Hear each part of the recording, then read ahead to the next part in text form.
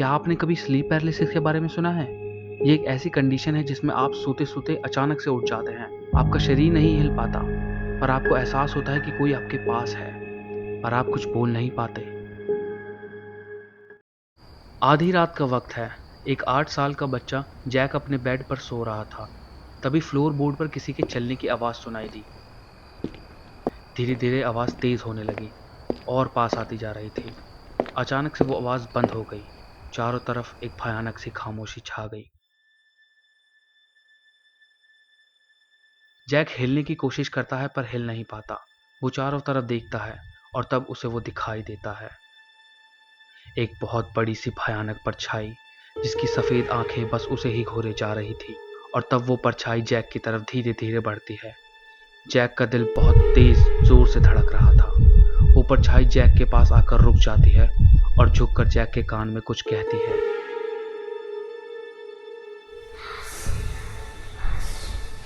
Jack को कुछ भी समझ नहीं आता कि उसने क्या कहा।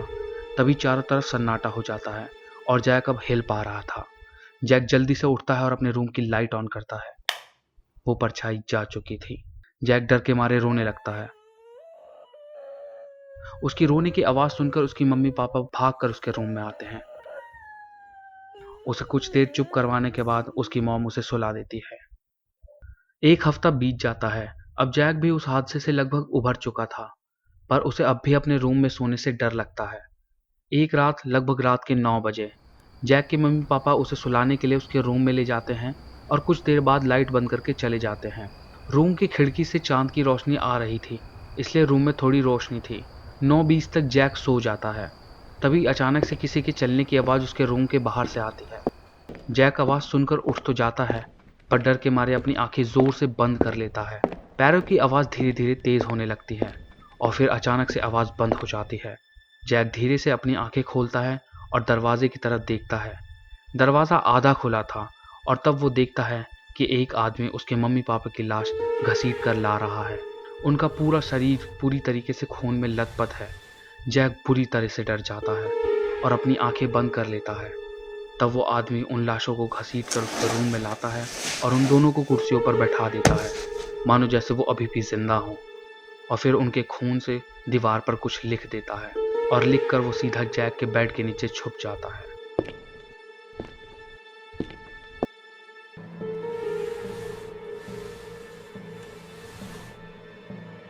जैक बुरी तरह से डरा हुआ है।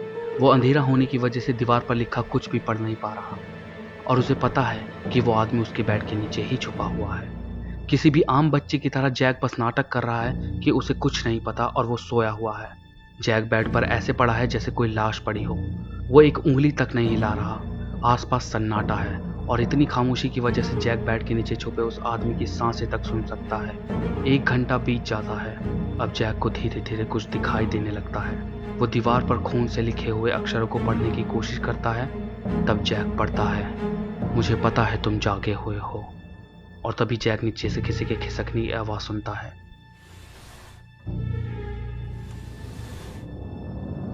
और उससे भी बुरा ये कि अब जैक हिल नहीं पा रहा।